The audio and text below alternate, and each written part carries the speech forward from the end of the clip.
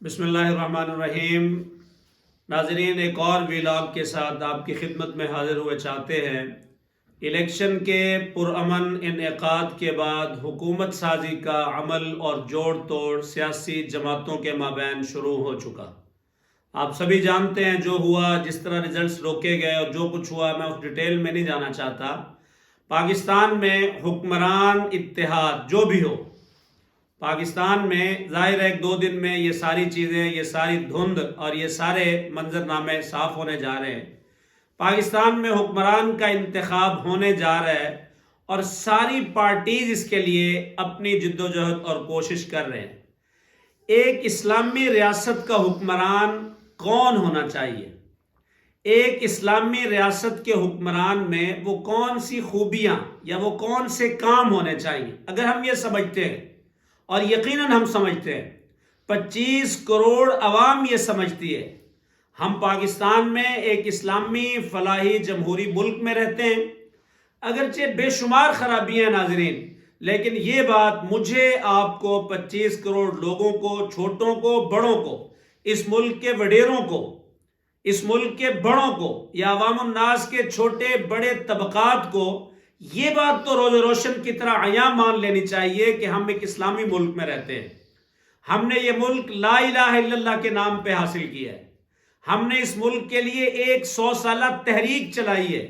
ہم نے اس ملک کو خالصتاً عقیدے اور نظریے کی بنیاد پہ حاصل کیا۔ اگر ہم یہ سمجھتے ہیں کہ یہ عقیدے اور نظریے کا ملک ہے، تو پھر حکمرانوں کی صفات کیا ہوں؟ کیا ہمیشہ مغرب زدہ لوگ ہی مسلط رہیں گے؟ کیا ہمیشہ ہم اس ملک کو IMF کی غلامی میں دیتے رہیں گے؟ آج بھی جو حکمران اتحاد آگے بڑھ رہا ہے، آپ نے ان کی باتیں سنی۔ انہوں نے کہا کہ ہمیں حکومت سازی کے بعد ایک دفعہ پھر اپنی معیشت کو استحکام دلانے کے لیے IMF کی چوکھٹ پہ جانا پڑے گا۔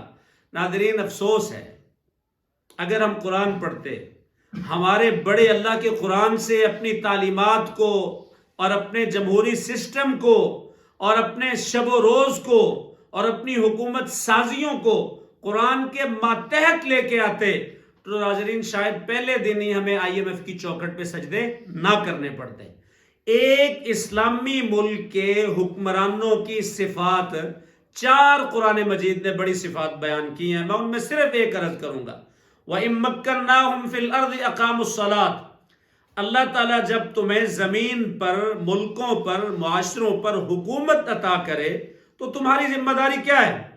تمہاری ذمہ داری گٹر کی، نالی کی، سڑک کی۔ ہماری سیاست پاکستان میں جب سے ہم ہوش سنبھال چکے اور دیکھ رہے ہیں، ہم تو پاکستان کی ساری سیاست، پاکستان کے وزیر خارجہ کے بھی آج ہماری گلیوں میں بورڈ لگے ہوتے ہیں، ہم اپنے وزیر خارجہ کے تہ دل سے مشکور ہیں کہ اس نے ہماری گلی پکی کروا دی۔ افسوس ناظرین، ہمارے گٹر ٹھیک ہو گئے، ہماری سیوریج کی لائنیں ڈل گئی۔ یہ ہماری حکومت ہے اور یہ ہمارے حکمران ہیں۔ سو ناظرین، ایک حکمران کی صفات، کوئی شک نہیں، عوام کے چھوٹے بڑے مسائل حل ہونے چاہیے، یہ حکومت وقت کی ذمہ داری ہے۔ لیکن حکومت وقت کی سب سے بڑی ذمہ داری کیا ہے؟ وہ ہم قرآن سے پوچھتے ہیں، اور قرآن کیا کہہ رہے ہیں؟ وَإِن مَّكَّنَّاهُمْ فِي الْأَرْضِ أَقَامُوا الصَّلَاةَ، کہ جب اللہ تمہیں زمین پر، ملکوں پر، معاشرے پر حکومت دے، سب سے بڑی ذمہ داری تمہاری نماز کا قیام ہے۔ کیا ہمارے حکمران کرواتے ہیں؟ کہتے ہیں جی یہ ایک بڑا بھونڈا قسم کا نظریہ پیش کیا جاتا ہے، جی لوگوں کی مرضی، لوگوں کی مرضی نہیں، حکمران کی مرضی۔ جی لوگ پڑھتے نہیں ہیں۔ ناظرین، کرونا میں ہمیں یاد ہے 800 ہزار دکانوں پہ مشتمل مارکیٹ ہوتی تھی، اور ایک پولیس کی گاڑی وقت مقررہ سے 10 منٹ پہلے اس مارکیٹ میں آتی۔ ایک پولیس کے ڈالے یا گاڑی کی وجہ سے پوری مارکیٹ کو بند کر دیا جاتا تھا۔ لوگ ظاہر ریاست کے خلاف تو کوئی نہیں آتا۔ سو اس لیے یہ بھونڈے قسم کے نظریے پیش کرنا، لوگ پڑھتے نہیں ہیں، لوگ مانتے نہیں ہیں۔ آج بھی آپ عرب ملکوں میں جائیں۔ سو اگر ہم چاہتے ہیں اللہ ہماری معیشت مستحکم کر دے، ہم اندرونی لڑائیوں سے بچ جائیں، ہم بیرونی تفرقات سے بچ جائیں، اور باہر کی دشمنوں سے محفوظ ہو جائیں، اور اندر سے ہم اخوت و بھائی چارگی کے ساتھ، اظہار و قربانی کے ساتھ آگے بڑھیں، تو پھر قرآن سے اسلوب حکومت سیکھیں۔ جو بھی حکمران بن رہا ہے، अक़ामुस सलात, तुम्हें नमाज का क़याम खुद भी करना है और अपने अवाम के लिए ये लाजिम करार देना है। ये इस्लाम का वो अहम तरीन फरीज़ा है कि जिसके बारे में रसूलुल्लाह सल्लल्लाहु अलैहि वसल्लम ने फरमाया, मन तरक सलाता मुतअम्मिदन फ़क़द कफ़र, जो एक नमाज जानबूझ के छोड़ेगा वो कुफ्र का इर्तिकाब करेगा। हम छोड़ भी देते हैं, हमारे हुक्मरानों का तो अल्लाह ही हाफिज है, हम खुद भी अल्लाह माफ़ करे इस मामले में बहुत सोचते हैं। सो हुक्मरान वक्त की ये बहुत बड़ी और पहली सिफ्त मैंने बयान की है।